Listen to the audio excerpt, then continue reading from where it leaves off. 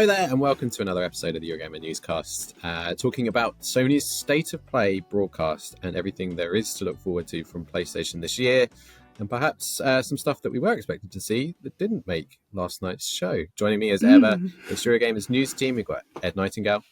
Hello. Victoria Kennedy. Hello. And I'm Tom Phillips. So we're recording this the morning after last night's PlayStation State of Play for February 2025, where we got a look at the new game from Returnal studio, Housemarque's very intriguing looking Saros. Yeah. Saruman. Yes. We also got like a lot of games from third-party publishers. But not a lot from PlayStation's own first-party studios. So if you're tuning in for Death Stranding, Ghost of Yotei, maybe even some Wolverine, then unfortunately you left unfed for now. We're talking about that and everything that did get shown in just a second. I think you're being very unfair. Days Gone 2 is getting remastered. Yay. I'd completely forgotten already about Days Gone. Woo! Which I think says a lot about Days Gone. Yes. Well, let's start with that, because that seemed to be basically, I think until Saros anyway, the big first-party announcement that was a bit of a surprise, that people were probably not expecting now for that to actually get a remaster after so long. Have we reached I think is peak PS4 remasters? No, because it's Bloodborne's 10th anniversary this year, in fact next month, and rather than announcing a remaster of that, they've gone for Days Gone. And I feel like that's a little bit of a troll from Sony. You were really hoping for a Bloodborne showing, weren't you? I think many of us were. I really would love to see something Bloodborne flavoured soon. Like, I don't know, I love that game so much. And it's the 10th anniversary this year. And we saw recently that Sony had been, taking down these fan-made projects and things to do with Bloodborne, 60 FPS, etc., etc., etc. And it just, all signs were kind of pointing that they were thinking about doing something with that IP.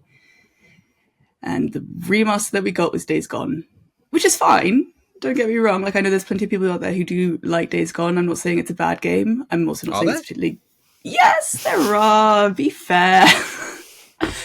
It's not my kind of PlayStation game that I would choose to play, but I just feel like in the year of Bloodborne's 10th anniversary, it was a bit of a blow last night.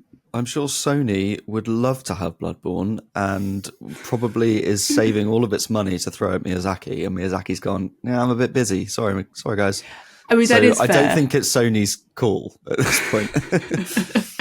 Yeah, no, I appreciate that Miyazaki is busy, and obviously we had the comments from Ishida. Was it Ishida last month? And he was saying about how it's, he's too busy and this is his baby, essentially. So I understand why they're respecting that, but also I'm not respectful. I'm greedy. I want it. I think ultimately, people were expecting the big names like Ghost of Yotei and Death Stranding 2, and to not have them at the show, for me, did make it fall a bit flat. I think there's still some really good games coming.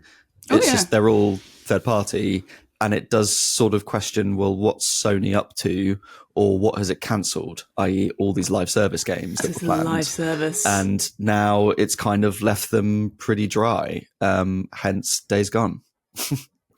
Yes. You can hear the alarms going off in Sony HQ right now. And sorry, that's my phone I think it is, as you said, Ed, down to the fact that we are in this sort of release schedule black hole where there were some games coming out in 25 from Sony that maybe there aren't anymore, and you can debate whether that's the right move or not. But if it was going to be another Concord, which was a very high profile failure on Sony's half, then you can see them thinking, well, what seemed to make sense 2-3 years ago when these projects were greenlit just doesn't make sense anymore. We heard recently that Sony Ben's project, the Days Gone studio, isn't happening anymore, and neither is the God of War live service game that they had in production either. Maybe we have seen those sometime this year. Don't know. Even the live service stuff that we think is still coming, right? Like Marathon is still coming. Yeah. Bungie, there was sorry, Games? Fairgames, or Fairgame $, however you want to pronounce it. And then there was some rumors ahead of last night that we were going to see Bungie's other projects. Gummy bears. Gummy bears. I forgot about that. Yeah. Yeah, a MOBA. If an extraction shooter in the form of Marathon's not going to work, then go back to what was working before that and do a MOBA. Who knows? Maybe they'll make a Battle Royale next. Yeah, we didn't see those either. So it feels like PlayStation is sort of in a weird spot where it doesn't want to talk about live service because seemingly no one really wants to hear about a live service from PlayStation at the moment. And it obviously does have single player games still in the works. We know that Naughty Dog is working on its sci-fi game, and its other big studios like Santa Monica will be working on something too. But if they're not coming out until 27, is now the right time to do it. But at the same time, if you hold a state of play, as you were saying, Ed, there is that expectation there that you will see some of these big studios come in. Mm-hmm. Yeah. I mean, we did see something from... Sorry, I was going to say, Naughty Dog we did see towards the end of last year at the Game Awards, and I do think last night would have been too soon to see something more from Naughty Dog, at least within that intergalactic game franchise. Yeah, I wasn't expecting to see more of that there, but potentially Wolverine, if it's still hitting this year. I would have liked to see Wolverine, yeah. Bit of an if, I don't know, maybe and at first I was wondering if, maybe it's just games for the first half of the year and they'll do something later in the year for the latter half. But then we did see Metal Gear Solid is August, so it wasn't a case of this being limited to the coming sort of 4 or 5 months. Well, yeah, and I think Saros, sorry, however you say it, was sort of the answer to that. Like, what is the new single player Sony game they're going to show? But that's not till 26, and it felt like, well, let's say something about our first party single player output, and that's what we've decided to announce here. But it's like the first sort of big announcement show of the year from PlayStation. We've already had one from Xbox. We kind of had one from Nintendo announcing Switch 2. It was strangely devoid for me of things I can only play on PlayStation. It was a great third party show. You had some really big games there, Monster Hunter and Pirate Yakuza and Uh, that Arthurian legend genre that you wrote about, that looked Tides really of cool. Annihilation. I thought that was a nice cool. surprise. Yeah, That's probably my top game from the night. Yeah. I mean, I'll talk about that in a sec, because I was going to say Kojima is doing this SXSW panel event that was announced before the State of Play, which kind of hinted that don't expect anything here because he's going to do his own panel, and it's Kojima. He can do what he wants. And he's sort of as big as Sony, really, in a way, in terms of branding. So he can just do his own thing. And Sony, he doesn't need Sony for that. So I think that sort of hinted as to that not being there. And so I think, Housemarque's game was meant to be the big ending. For me, it fell a little bit flat just because it seems so similar to Returnal. It's another probably roguelike. I looked up Saros, and it's about the sun and moon eclipse coming back around every now and at regular intervals. So it's clearly based on that sort of sci-fi, Returnal-y, roguelike-y thing, which is interesting. I mean, Tom, we were talking earlier about them not calling it Returnal 2, and I don't think Housemarque have done a sequel before. All of their games are very distinct, which is personally what I really like about them. But then this feels very similar to Returnal, and I was kind of hoping for them to do something totally different. So for me, that kind of fell a little flat. As much as I love Returnal, and I think it's one of the best games on PS5, and I'm really excited to see what they do next, I kind of wanted them to do something totally different, and it does feel a little samey. I agree, it does feel a little samey, and again, they did mention the each time I come back stronger, so it did make it feel like it was going to have this roguelike element. But from what I've seen them talk about since the sort of just the trailer yesterday, it does sound like it's going to be a possibly more accessible version of Returnal. Like they've mentioned about, was it progression saves or something? Like there is something that is going to be more frequent or more easy to obtain. I can't remember the exact wording. So maybe this is their Returnal was great, but maybe it was just too high a bar for some players or equivalent. So this is them doing a sort of Returnal, but for a wider audience. Yeah, potentially. Back to Tides of Annihilation. That was something that was a complete surprise. It's a brand new IP. and it looks pretty spectacular. It's a Chinese developer. The game is set in modern day London, but it's been invaded by otherworldly forces, whatever that means. And you play as Gwendolyn, aka Guinevere, who has the power of Arthurian legend and the Knights of the Round Table, who she can summon up in sort of spectral magic ghosts, which is kind of giving me like Bayonetta meets Elden Ring vibes. I like I've that seen analogy. people describing it as Souls-like, and I don't get that sense from it. For me, it's just an action game in that sort of Bayonetta mold, but the knights and the style of it feels quite Elden Ringy, I think, and boss battles and stuff. I think one thing I think is really interesting is the prevalence of Asian, but specifically Chinese developers that we're seeing a lot of at the moment. In this, we had that game, Ties of Annihilation, Chinese dev. There's also Lost Soul Aside, which is a Chinese dev, which was part of PlayStation's China Fund, I think they pointed out. So they're clearly investing. Yeah, so they're clearly, investing in China. You've then got Stellar Blade, which is a Korean developer that's been a huge success and is now coming to PC. There was the Liza P prologue DLC, which is also a Korean developer.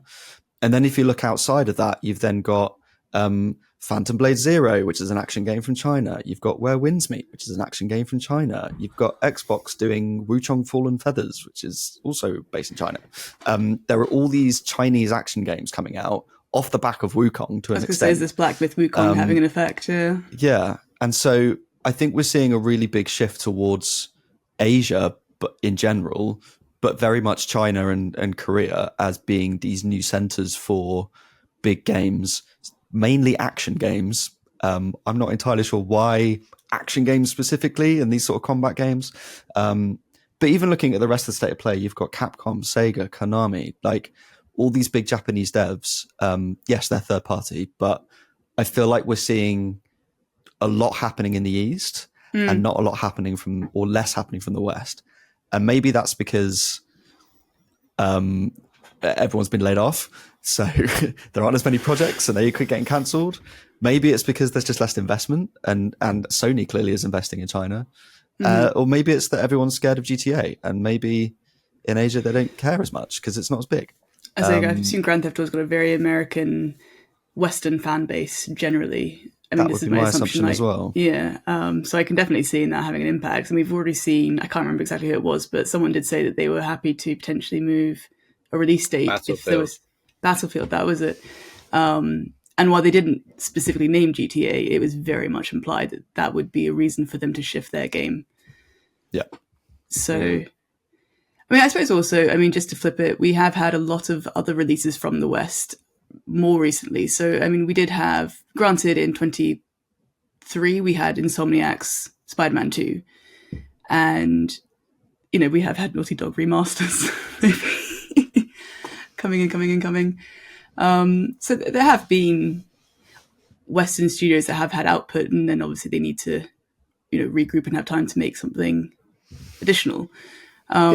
The one I was surprised not to see last night, I should say, other than my sadness in not seeing Bloodborne, was Ghost of Yotei.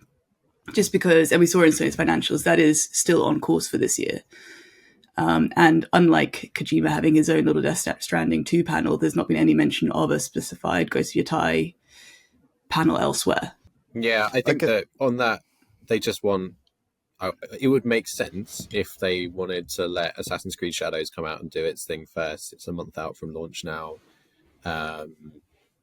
It probably makes sense to get the big third-party Japanese samurai game out and then start talking about Ghost of Yotei, maybe even look at what people liked and didn't like, what was missing from Shadows from fans, and then you can potentially lean into that in your own marketing. And if someone says, or if the prevailing theory is it wasn't samurai enough, then you really lean into that with your Ghost of Yotei marketing coming up. It's not coming out in the next month or so there's probably going to be time to do another state of play on it. But yeah, I mean, this year from PlayStation, what do we know that's definitely coming out this year? Ghost of Yotei, Death Stranding 2. Is that it?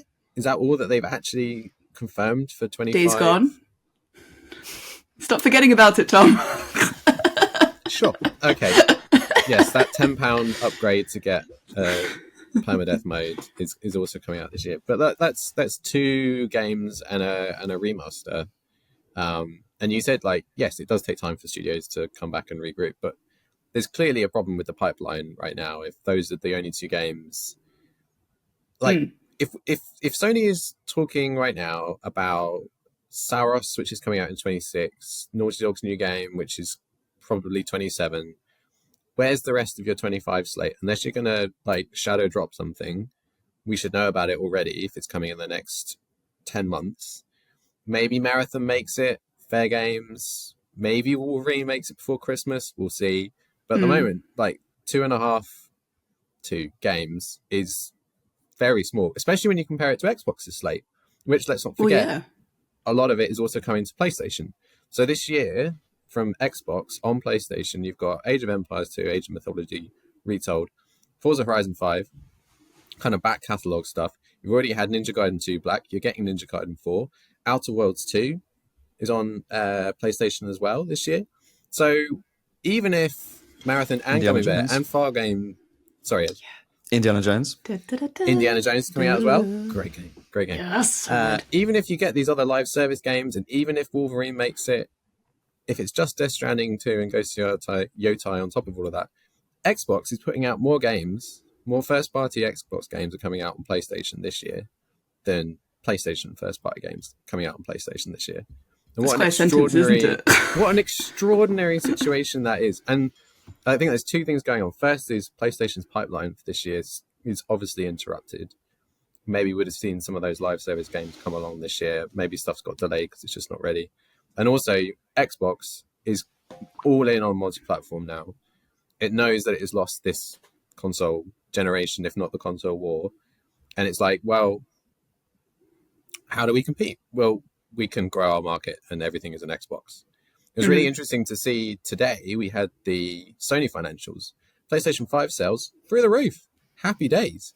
But at the same time, it's kind of a short-term win because I think that a lot of those sales, like, it's pacing with PS4. It's had a great Christmas. But I think a lot of those sales, instead of Sony growing the console market to more people as a whole, like growing the pie, I think it's just gobbling up people that would have, in a previous generation, bought an Xbox. And they're buying a PlayStation 5 instead. Maybe they want to buy first-party Sony games. Maybe it's just a machine for Call of Duty and EA FC. And they're just buying a PlayStation instead. And Sony is winning at the moment because Xbox is losing in terms of hardware sales. Like, Xbox sales cratering, PS5 sales going up. But, like, that's a short-term win because next generation, how do you grow PS6 unless, like, Xbox just disappears? I mean, it probably will. But, like, how do you keep growing on top of that if you're not growing the pie? So, Xbox, like, going third-party, to me, is probably long-term the better play here. And, yeah, it's just really, really fascinating to see this sort of play out. And 25, I think, is the tipping point where, like, last year we started to see a few of these multi-platform Xbox releases come out, like Hi-Fi Rush and Sea of Thieves, testing the waters, the Sea of Thieves waters. And this year it's like, this is it. This is. I think we're going to look back on 25 as a really pivotal year in not just in this generation, but in consoles generally, as like this massive tipping point where this third-party push from Xbox is just more obvious than ever, and made more obvious than ever by the lack of games from Sony. Yeah, I think it's the thing. Sony is known for these exclusives, and that's what people want to see. That's what people buy their consoles for. But they're really expensive, and they're these huge, big budget, quadruple A, if you want to call it that, games that take a lot of time to make, and they have shifted towards live service games that have now failed. So they've now got to say, right, well, we need to go back to making single player games, but that's going to take however long to make. So they're in this sort of weird black hole in the middle. And in the meantime, all they can do is remaster some PS4 games. And now they're scraping the barrel with Days Gone because they've got nothing else left apart from Bloodborne. So it's like, what do? They need to spend time making these big making these big exclusive games that people expect. And in the meantime, they're clearly courting third parties to fill the gap. And that's winning for them because they're selling consoles from it. So they could make a PSVR 2 game. They could. Remember that? Yeah, that wasn't mentioned. Not at all. No. Which I've only just realised now, there was no mention of VR2 at all last night. So, sorry, VR enthusiasts. It felt like last night felt kind of like another Game Awards or not State of Play, Summer Game Fest. Like if you look at all of I was not expecting to see Borderlands 4 release date last night. We're a week past 2K's financials, during which they refused to say when in 25 Borderlands 4 was out. And then it's because they were holding it back for the PlayStation event. It's like, I mean, it's going to be one of this year's bigger games, and Sony got the announcement. Other stuff, like I think that Mind's Eye is a really interesting project from the GTA producer. Oh yeah. Metal Gear would have been a much cooler announce if it hadn't leaked. Yeah, that was because that's also so synonymous with PlayStation, even though it's coming out everywhere. It's so synonymous with PlayStation that should have been a really big deal. But it's a shame it leaked. I'm surprised that's not coming out sooner. Actually, for some reason, I thought it was going to be the first half of this year. Is it August? Well, I guess, end of August. I guess because we expected it last year. Maybe. It's also because those Funko Pops are coming out in March or something. So I assumed they were going to tie in the merch. Maybe it had a quiet delay. Maybe it was just... If Possibly. there are Funko Pops for it coming out in March, that might suggest... Yeah, I was quite thrown by the Ape Escape monkey that popped up at the end of that trailer, and I thought I was hallucinating. But no, that is a spanking monkey. That is a spanking monkey. So what, in the original, because I didn't play the original, I know, what was this monkey thing all about? There's a little mini game called Snake versus Monkey where you run around and shoot monkeys. But they've now turned that into an Ape Escape monkey as a little reference. But not on Xbox. But no, not on Xbox. Yeah, on Xbox you get Bomberman. And we were saying earlier, weren't we, like, is this the first time that Ape Escape's been on PC, technically? I think so. Oh, yeah, I guess it would be. Look at PlayStation going multi-platform. Yeah, I mean, I'd say Xbox is going all in on multi-platform. PlayStation seems increasingly just to be multi-platform on PC. PS5 and PC, yeah. There wasn't actually much mention of PC last night either, apart from Stellar Blade getting a PC release. I wonder if there are any more PlayStation games that are due a PC release at this point. Like Bloodborne. Well, sure. And don't forget Days Gone Remastered, also coming on PC as a £10 DLC. That. But obviously, Spider-Man 2 was just quietly released on PC. Are they now up to date on exclusives? I don't think they've got the first of the Uncharted. So they've got Uncharted 4 and Uncharted Lost Legacy on PC, but they haven't got Drake's Fortune, Thief's End, Among Thieves. What was the biggest, most recent first-party game on Astrobot. PS5? Yeah, Astrobot on PC. Oh! I think they might not do that one. Was it Spider-Man 2? Or is it Spider-Man 2 then? I think it must be. Ghost of Tsushima is on PC now, but that was released on PlayStation before Spider-Man 2. Helldivers was simultaneous. Yeah, this also highlights that 24 wasn't a very big year for it wasn't. PlayStation first party either. I mean, obviously, the PC release of Concord is probably, Oh, Concord. R.I.P. R.I.P. Well, so the biggest game last year for PlayStation would have been Astrobot. Which is adorable. I love it so much. It is, but it's so tied with PlayStation that they can't really do a lot else with it. Yeah, I agree. The platform that it would make sense to put it out on the Switch too. But they won't do it. Ooh, do you think if they did that, they'd do like a little crossover so you could then do Astrobot levels with Mario? No. I no. they can't even mention Mario's name. So Be called Marios, and he's a welder, not a plumber. Yeah. I don't get the sense that Horizon did that well on Switch. So even if there was some commercial Lego reason, to continue going down the Switch publishing route. Do you think they'll go down and make other Lego versions of God of War and Uncharted and other games now that Horizon has had a Legofication? I don't think that it's sold well enough to No, exactly. that. Oh, can you imagine a little bricky bloater from The Last of Us creaking out? I also think Lego would probably not want to do The Last of Us. Maybe. They don't do 18 rated franchises. They're very strict about that, which is why you'll never see Lego Halo. If you like Halo, you have to buy Mega Blocks instead. Yeah. The more you know. Yes. They can get away with Fortnite because there's no blood. I don't know. I think the show last night, I wasn't hugely underwhelmed because I did like the look of the third-party games. But if I was looking at it from a purely what is PlayStation doing, then yes, it was underwhelming. But I don't think the show itself was underwhelming. I think it was lacking a bit of a wow factor, which a little Death Stranding release date would have provided.